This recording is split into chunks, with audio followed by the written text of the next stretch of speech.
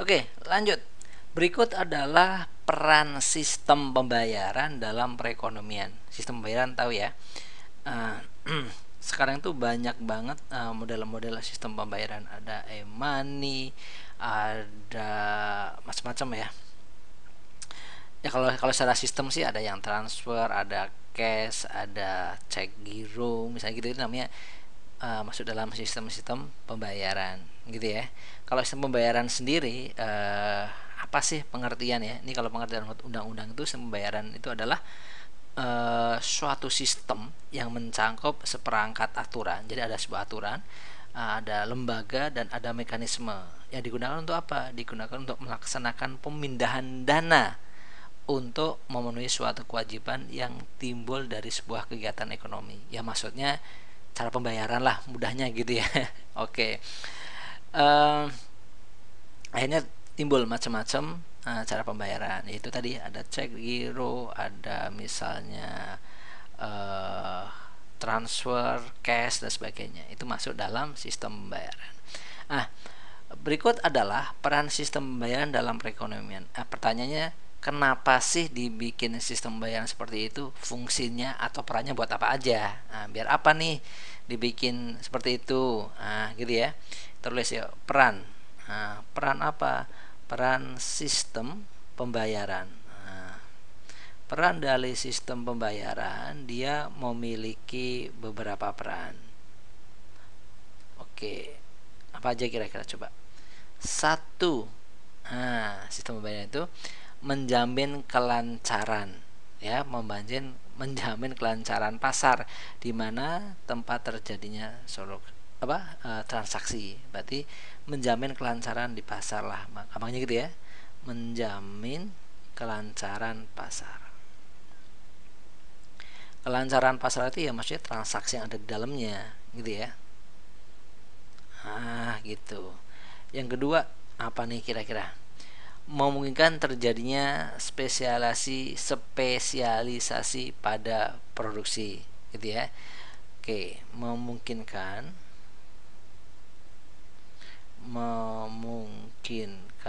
terjadi apa? Spesialisasi pada produksi. Terjadi spesialisasi produksi. Gitu ya. Sip. Terus apa lagi kira-kira? Tiga itu dia ikut membantu menentukan seberapa efisien transaksi yang dilakukan itu. Oke ya, menentukan efisiensi berarti ya. Dia gampangnya menentukan efisiensi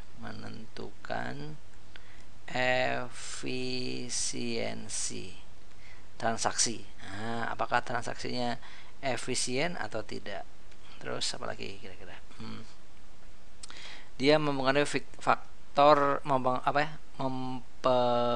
menjadi faktor penting dalam infrastruktur keuangan, ya.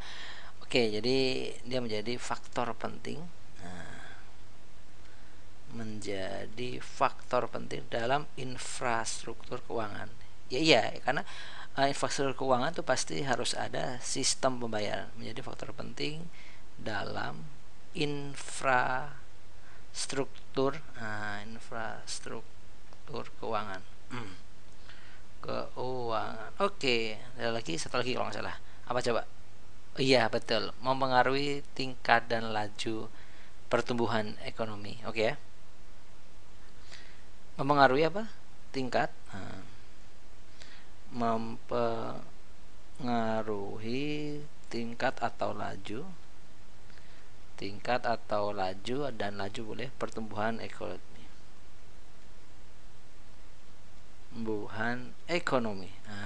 Gitu. Inilah peran dari apa? Sistem pembayaran. Yang cocok mana nih? Menjamin kelancaran, ada nggak? Menjamin kelancaran pasar. Oh, ada nih. Oke, mantap. Terus apa lagi di sini? Mungkin terjadinya spesialisasi produksi, ada nggak? Oh, ini ada. Oke. Terus menentukan efisiensi transaksi, mendukung efisiensi dan efektivitas fungsi. Oke, ini masuk ini, membantu menentukan seberapa efisiensi transaksi. Oke, mantap. menjadi faktor dalam infrastruktur keuangan, faktor penting maksudnya ini ya. Oke, terus mendukung efisiensi dan efisiensi intervensi lembaga keuangan. Ini masuk di sini juga sih sebenarnya, masuk yang tadi mana ya? Nah ini masuk juga. Oke, terus apa lagi ya? Menjadi faktor dalam infrastruktur keuangan. Enggak, di sini mempengaruhi tingkat pertumbuhan ekonomi, enggak ada. Berarti yang paling tidak cocok. Paling tidak cocok apa ini? Ini dia. Apa? Tidak ada perhitungan ongkos bagi yang terlibat transaksi. Yang dia kan perannya ya, ini kan bukan peran nih. Oke. Nah, ini mungkin manfaat adanya salah satu sistem pembayaran gitu ya, mungkin dengan transfer dan sebagainya, sehingga tidak ada ongkos di antara dua belah pihak gitu. Oke, see you, dadah.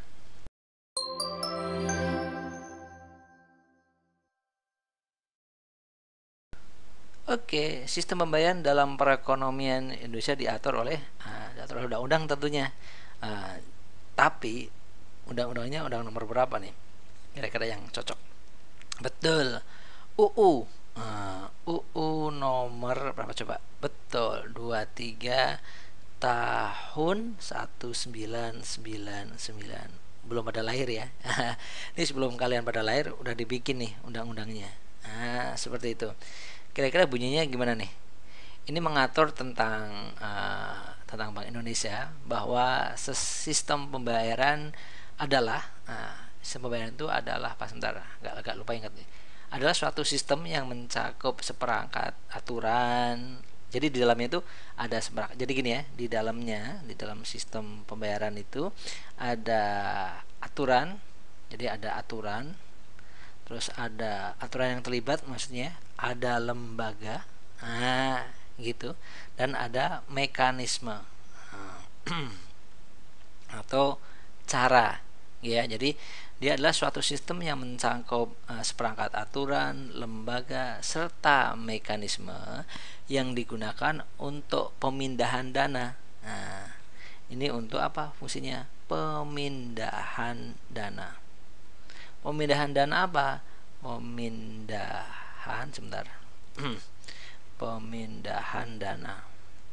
Pemindahan dana dalam rangka apa? Dalam rangka memenuhi suatu kewajiban yang timbul karena kegiatan ekonomi. Karena ada kegiatan ekonomi, gitu ya, jual beli atau sewa menyewa atau apa, kegiatan ekonomi. Jadi itu isinya ya. Jadi clue-nya tadi di dalamnya ada ada seperangkat ada seperangkat aturan, lembaga dan mekanisme di dalamnya gitu ya, yang mengatur apa? Pemindahan dana. Dana kenapa? Ada kegiatan ekonomi di dalamnya. Oke ya. Itulah undang-undangnya nomor 23 tahun 1999. Siap, mantap. Dadah.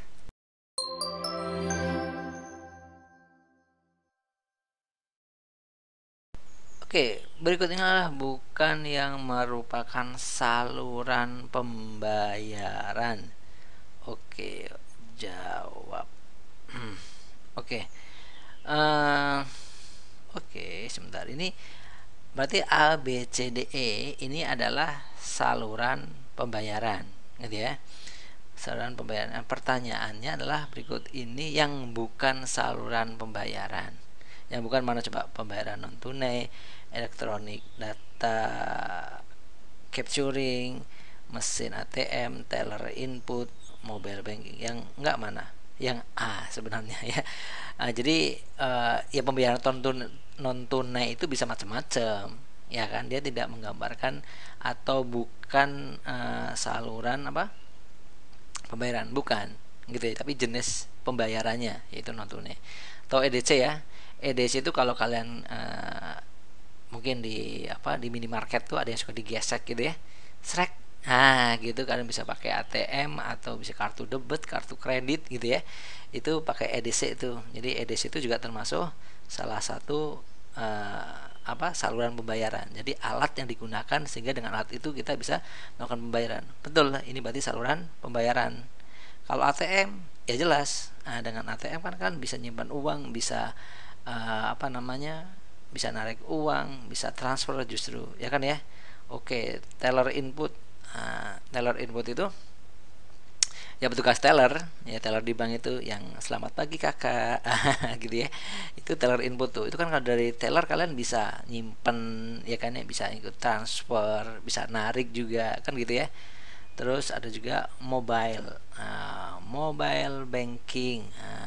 Mobile banking ini ya bisa kan, dia fungsinya juga bisa transfer, tarik dan sebagainya kan ya, pembayaran apapun bisa juga nih. Kecuali kalau pembayaran cash nggak bisa pakai mobile banking ya. Oke, mantap. Berarti yang ditanyakan apa tadi? Kecuali atau yang bukan? Yang bukan yang mana? Ya ini pembayaran non tunai. Gitu ya. Oke. See you. Dadah.